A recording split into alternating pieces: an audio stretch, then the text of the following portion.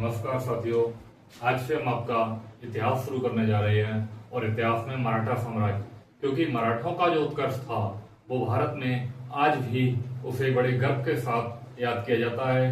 क्योंकि मराठा में अगर हम मराठा साम्राज्य की बात करें तो मराठा साम्राज्य में एक बहुत बड़ा नाम हुआ महाराजा छत्रपति शिवाजी।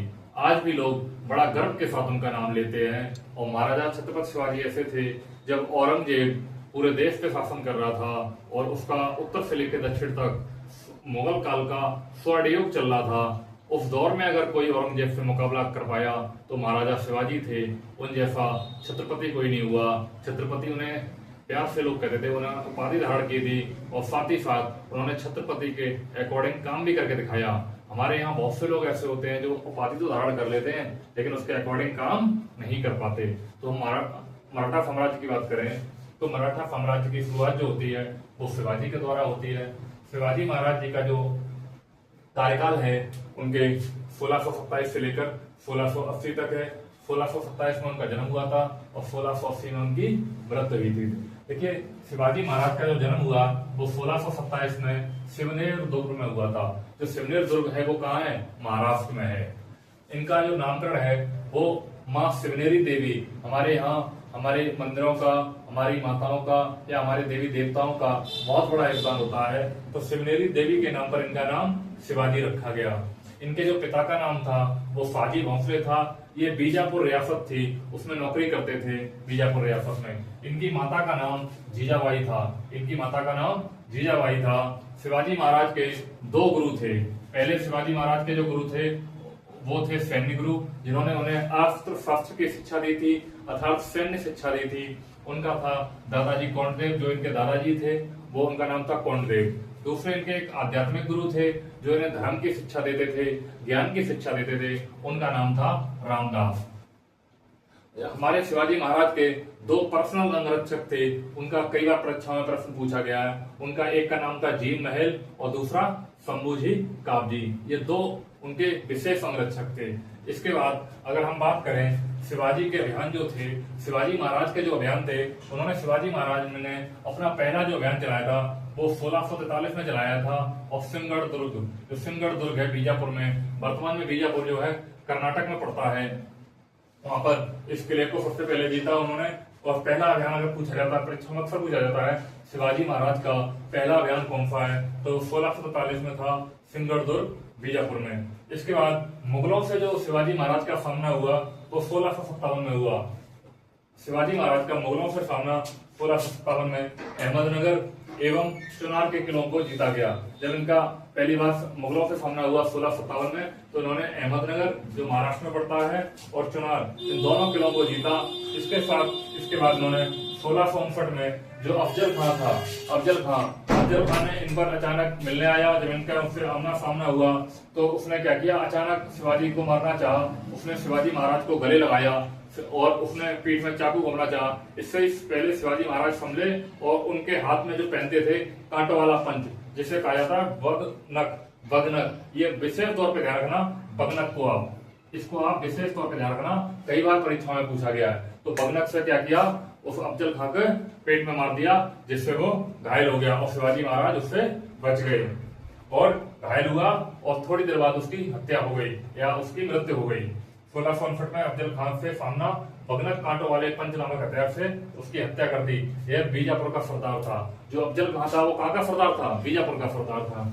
इसके बाद 1663 में मुगल सूबेदार शाइस्ता खां से मुकाबला हुआ जिसने इसका अंगूठा काट दिया। जब 1663 में मुगल सूबेदार शाइस्ता खां से शिवाजी महाराज का जब मुकाबला हुआ तो उसका उन्होंने क्या किया, अंगूठा काट दिया। और लेकिन क्या हुआ, शाइस्ता खां भागने में सफल हो गया। अब यहाँ तक आपको समझ में आया होगा कि उनके शिवाजी के गुरु कौन थे? सैन्य गुरु थे दादाजी कोंडदेव। आध्यात्मिक गुरु थे कौन? रामदास, जो धरकरी संप्रदाय थे। किस संप्रदाय से थे? धरकरी संप्रदाय से थे। तो यहाँ तक आपको समझ में आया होगा, और नहीं समझ में आया होगा तो आप कमेंट करिए, मैं फिर से समझाने की कोशिश करूंगा। आप इसको तब तक नोट करिए।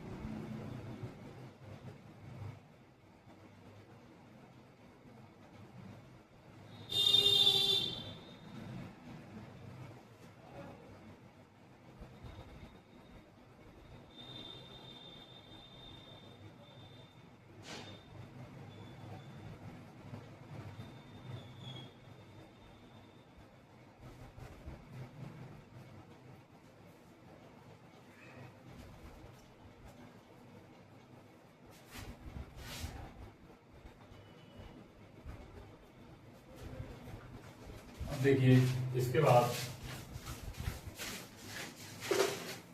यहां तक मैं बिगाड़ रहा हूं, इसके बाद आप लोग इसके बाद नीचे आप लिखते जाइए, समझते जाइए।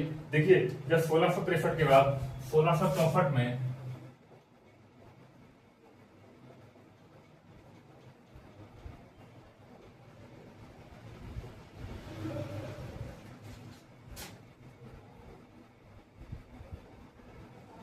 देखिए 1664 में शिवाजी महाराज ने मुगलों का जो एक बंदरगाह था सूरत बंदरगाह, जो मुगलों को सर्वाधिक जो है राजस्व देता था, इस सूरत बंदरगाह को लूट लिया।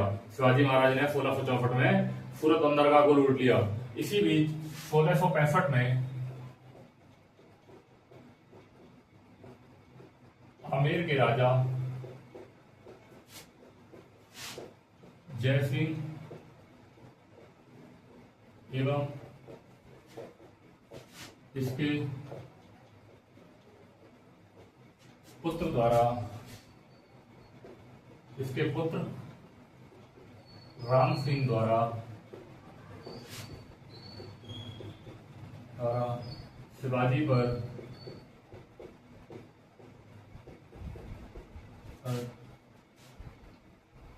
हमला किया गया, शिवाजी पर हमला किया गया। अब देखिए 1665 में आमेर के राजा जयसिंह और उसके पुत्र राम सिंह द्वारा शिवाजी पर हमला किया गया। यह महाराष्ट्र में पुरंदर नामक स्थान पर किया गया। शिवाजी महाराज बहुत अच्छा लड़ रहे थे और धीरे धीरे लेकिन क्या हुआ कि आमेर के राजा जयसिंह की सेना ज्यादा थी, शिवाजी महाराज की सेना कम थी। उन्होंने अपने सैनिकों को मरता हुआ देखा तो शिवाजी महाराज ने अपने आप को सरेंडर कर दिया, और जब इन्होंने सरेंडर कर दिया तो यहाँ पर 1665 में एक बहुत ही प्रसिद्ध संधि हुई जो कई परीक्षाओं में पूछी जाती है, और वो है पुरंदर की संधि। क्या है? पुरंदर की संधि। अब इस संधि के तहत पुरंदर की संधि हुई किसके बीच में? शिवाजी महाराज और राजा जयसिंह के मध्य। इस संधि के तहत ये हुआ कि शिवाजी महाराज ने जो 35 किले जीते थे, जो 35 किले जीते थे, इसमें से 23 किले मुगलों को वापस करने पड़े, मुगलों को वापस करने पड़े। अब देखिए 23 किले में से मुगलों को क्या करना पड़ा? जो है 35 किले जीते थे उसमें से 23 किले मुगलों को वापस करने पड़े। किसको? शिवाजी महाराज को। इसके बाद यहां तक समझ में आया होगा। अब ये नीचे समझिए।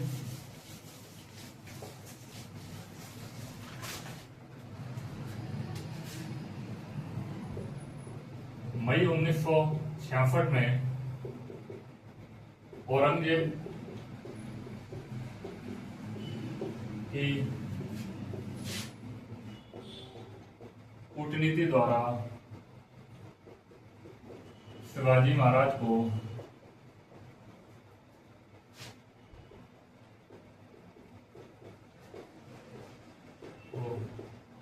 गिरफ्तार कर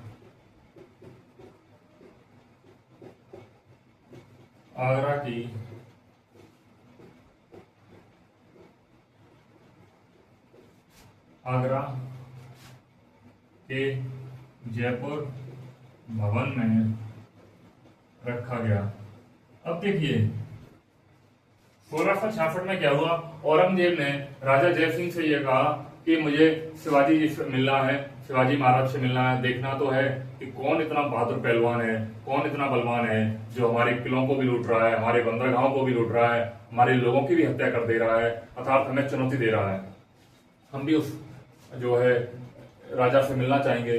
तो राजा जयसिंह जब इनसे गए, इनको लेकर आए आगरा में जयपुर हाउस में, जिसे आज जयपुर हाउस कहते हैं, पहले इसको हिंदी में आज भी जयपुर भवन कहते हैं, आज भी आगरा में स्थित है ये।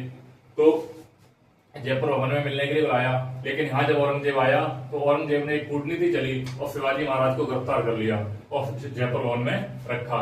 लेकिन शिवाजी महाराज तो पहले से ही जो है इतने कलाकार थे कि वो कहाँ रुकने वाले थे जेल में। उन्होंने क्या किया?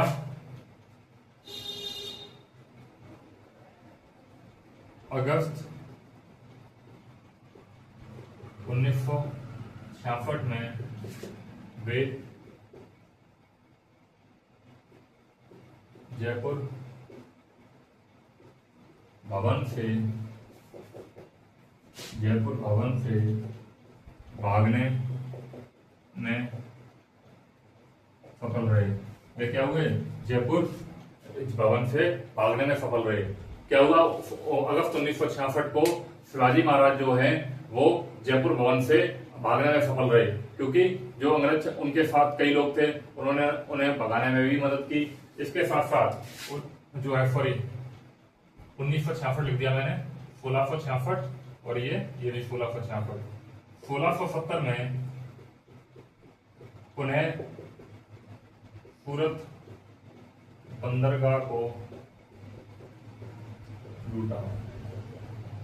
देखिए, मुगलों का सूरत बंदरगाह सर्वाधिक राजस्व देता था। पहले शिवाजी महाराज ने 1664 में लूटा और पुनः 1670 में सूरत बंदरगाह को पुनः लूटा। 1670 में सूरत बंदरगाह को पुनः लूटा। यहां तक आप नोट करते जाइए।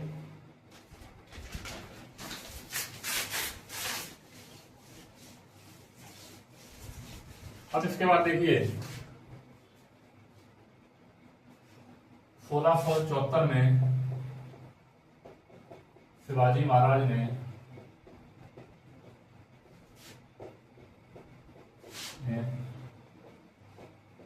महाराष्ट्र के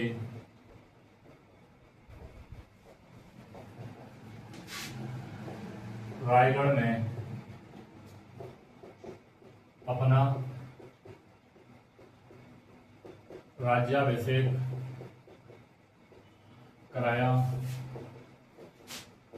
उनका राज्याभिषेक पंडित गंगाधर विश्वेश्वर भट्ट ने किया। देखिए 1675 में शिवाजी महाराज ने महाराष्ट्र के रायगढ़ में अपना राज्याभिषेक कराया और इनका राज्याभिषेक जो था वो पंडित गंगाधर विश्वेश्वर भट्ट ने किया। साथ ही 1678 में शिवाजी महाराज ने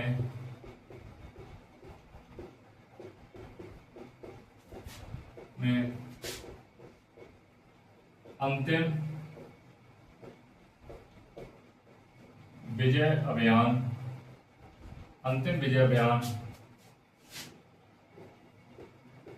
जंजीबारा में चलाया एवं इसे अपनी राजधानी बनाया। एवं इसे क्या किया? अपनी राजधानी बनाया और इसे अपनी राजधानी बनाया।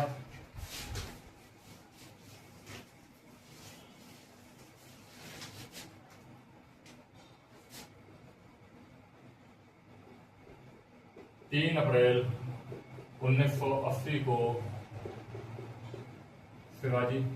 एक चीज और मैं बताऊं कि जब शिवाजी महाराज ने 1674 में अपना महाराष्ट्र के रायगढ़ में अपना राज्याभिषेक कराया, इसके साथ साथ इसी समय इन्होंने काम किया था कि इसी समय इन्होंने छत्रपति शिवाजी महाराज की उपाधि धारण की। इस बात का विशेष ध्यान रखना, छत्रपति शिवाजी महाराज की इन्होंने उपाधि धारण कब की? जब इन्होंने अपना राज्याभिषेक 1674 में कराया। इस बात का विशेष ध्यान रखना, मुझसे छूट गया था, सॉरी। तो इसके बाद 3 अप्रैल 1980 को शिवाजी महाराज की